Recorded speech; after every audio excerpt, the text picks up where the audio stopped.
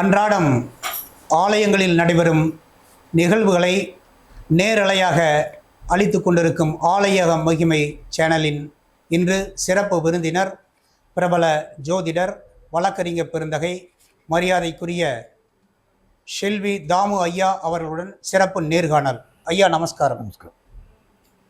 இப்போ இன்றைக்கி பள்ளி கல்லூரி மாணவர்களுக்கு அதிக பக்தி வரணும்னா என்ன மாதிரி நம்ம சமயத்தில் சொல்லப்பட்டிருக்கின்ற விஷயங்கள் ஐயா?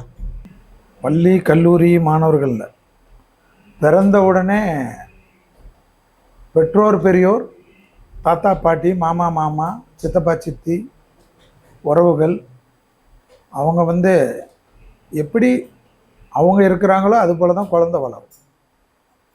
நம்ம என்ன தான் பண்ணாலும் குழந்தையுடைய ஆன்மீகம் என்பது கருவறையிலேருந்து வரும்.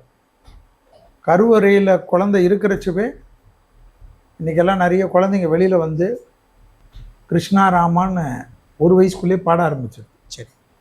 ஏன்னா இப்போல்லாம் பக்தி பல விதத்தில், அந்த காலத்துலலாம் கோயில்களில் போய் பக்தியை தேடினோம், நிறைய பிரசங்கம் மூலியமாக பக்தியை தேடணும், பாடல்கள் மூலியமாக பக்தியை தேடணும்.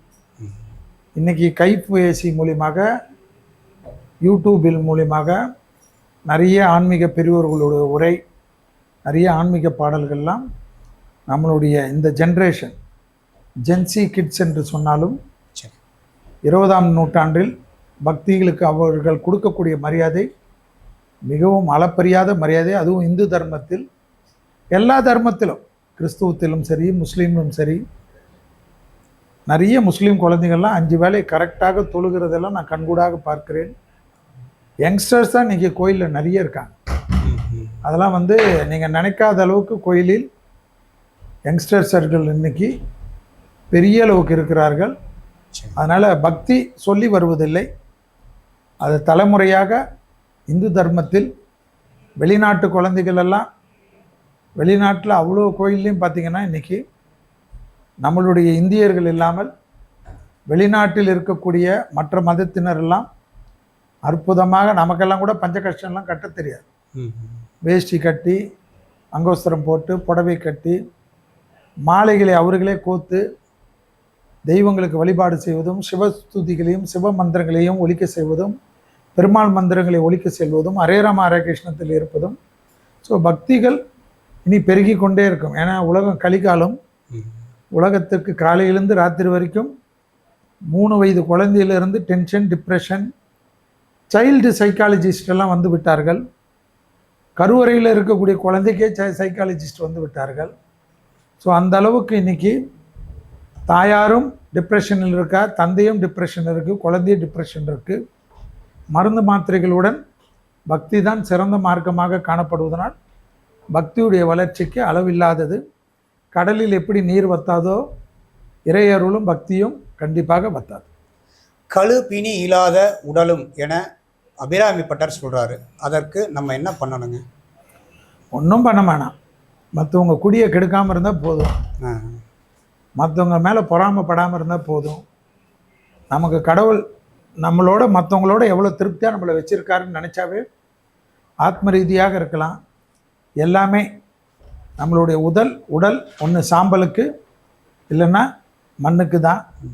அதை தெரிஞ்சு வளர்த்துக்கினே இருந்தீங்கன்னா, பொறாமையை மட்டும் வராமல் இருந்தால் லைஃப்பில் ஓஹோன்னு இருப்போம். நம்மளுடைய திசை அதிகபட்சமாக சூரியன் 6 வருஷம், அதிகபட்ச திசை 20 வருஷம் சுக்கிரன். அதிகபட்சமாக மனிதன் வாழ்க்கையில் 30 வருஷம் கஷ்டம் இருக்கலாம். அடுத்த 30 வருஷம் அவனுக்கு சந்தோஷம் கண்டிப்பாக வந்தே தீரும் என்பது தான் ஜோதிட சாஸ்திரம்.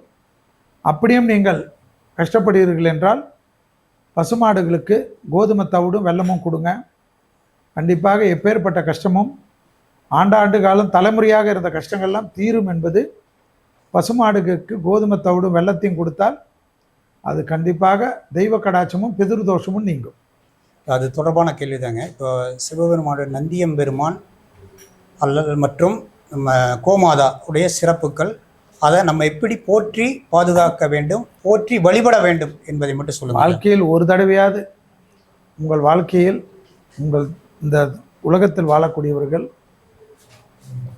கோமாதாக்களுக்கு மாதத்தில் ஒரு தடவையாக உணவளிப்பவர்கள் ஒரு பசுமாடுக்கு கொடுத்தா கூட நீங்கள் செய்த அத்தனை கர்மாக்களும் அத்தனை தவறுகளும் மன்னிக்கப்படுகிறது என்று சாஸ்திரம் சொல்கிறது.